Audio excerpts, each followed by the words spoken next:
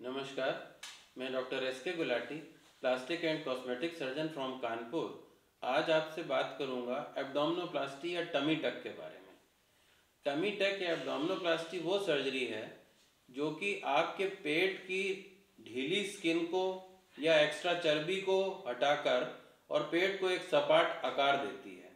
इसमें साथ में मांसपेशियां भी टाइट कर दी जाती हैं, तो इसको एब्डोमिनोप्लास्टी कहते हैं। अब ये जान लेते हैं कि ढीली स्किन क्यों हो जाती है। ढीली स्किन अक्सर मल्टीपल प्रेगनेंसीज के बाद या वेट लॉस के बाद होती है। प्रेगनेंसी में पेट की स्किन खिंच जाती है और डिलीवरी के बाद वो अपने पहले जैसे शेप में या स्थिति में नहीं आ पाती, और ये कॉन्ट्रैक्शन जो स्किन का होता है ये वेरिएबल होता है। किसी में ज़्यादा कॉन्ट्रैक्शन आ जाता है, किसी में कम हो पाता है, लेकिन इनवेरिएबली स्किन ढीली हो जाती है और मल्टीपल प्रेगनेंसीज के बाद या ट्विन प्रेगनेंसीज के बाद ये प्रॉब्लम ज़्यादा आती है। इसी तरह वेट लॉस के बाद, स्पेशली बैरिएट्रिक सर्जरी वगैरह के बाद, स्किन काफ़ी ढीली हो जाती है। तो अगर आपके पेट की स्किन इसी तरह ढीली हो गई है और साथ में एक्स्ट्रा चर्बी भी है तो और मांसपेशियां भी ढीली हैं, तो एब्डोमिनोप्लास्टी इज द आंसर। अब आगे बढ़ने के पहले कुछ pre operative and post operative photographs देख लेते हैं। इन सेट ऑफ फोटोग्राफ्स में एक लेडी का पेट दिखाई दे रहा है जो 2 प्रेगनेंसी के बाद काफ़ी ढीलापन है और उसमें फैट भी ज़्यादा है, और ऑपरेशन के बाद ये एकदम फ्लैट हो गया। एक लंबा सा स्कार है जो कि क्रीज में एक्सटेंड कर रहा है from one end to the other end, और फ्रंट व्यू में और साइड व्यू में मेजर चेंज दिखाई दे रहा है। हमारे पेट की स्किन एक रबड़ के गुब्बारे की तरह होती है। जैसे गुब्बारे को आप फुला दें, थोड़ा फुलाएंगे तो हवा निकलने के बाद वो अपनी पहले जैसी स्थिति में आ जाता है, लेकिन एक बार ज़्यादा फुला दिया जाए तो हवा निकलने के बाद भी वो पहले जैसी स्थिति में नहीं आता और उसमें ढीलापन रहता है। इसी तरह हमारी स्किन भी डिलीवरी के बाद ढीली रह जाती है, और ये कॉन्ट्रैक्शन नेचुरल वे में होता है। इसको किसी तरह से बढ़ाया नहीं जा सकता।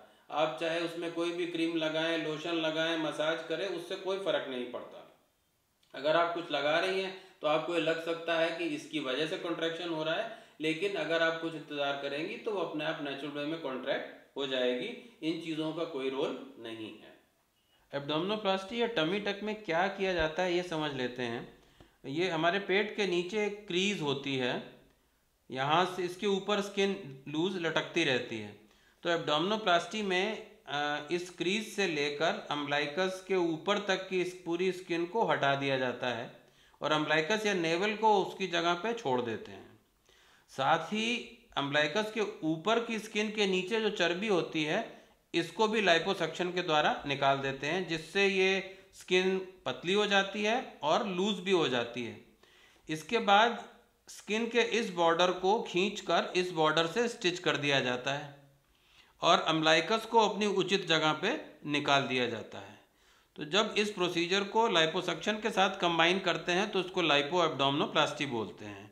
तो ये इन शॉर्ट जो लाइपो एब्डोमिनोप्लास्टी में टमी टक में किया जाता है ये समझाया गया है।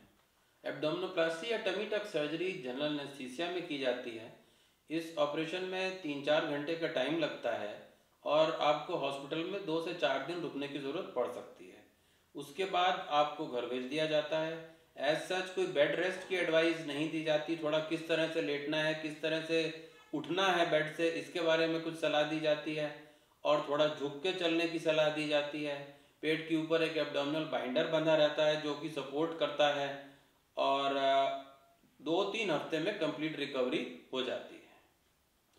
पेट की त्वचा में ढीलेपन के अलावा कभी कभी साथ में हर्नियाज भी हो जाते हैं जो कि ऑपरेशन के निशान में हो सकते हैं, या अम्बलाइकस या नेवल के आसपास हो सकते हैं, जिसको अम्बलाइकल हर्निया कहते हैं।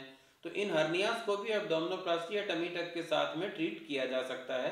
तो ये कंप्लीट पैकेज हो जाता है जिसमें हर्निया भी ठीक हो गए, एक्सेस स्किन भी निकल गई, एक्सेस फैट भी हट गई, और मांसपेशियों का ढीलापन भी टाइट हो गया, और एक फ्लैट एब्डोमेन अचीव किया जा सकता है। मैं आशा करता हूँ कि इस वीडियो में दी गई जानकारी आपके लिए उपयोगी होगी। अगर आपको ये वीडियो अच्छा लगा तो इसको लाइक करें, शेयर करें और इस चैनल को सब्सक्राइब करें। नमस्कार।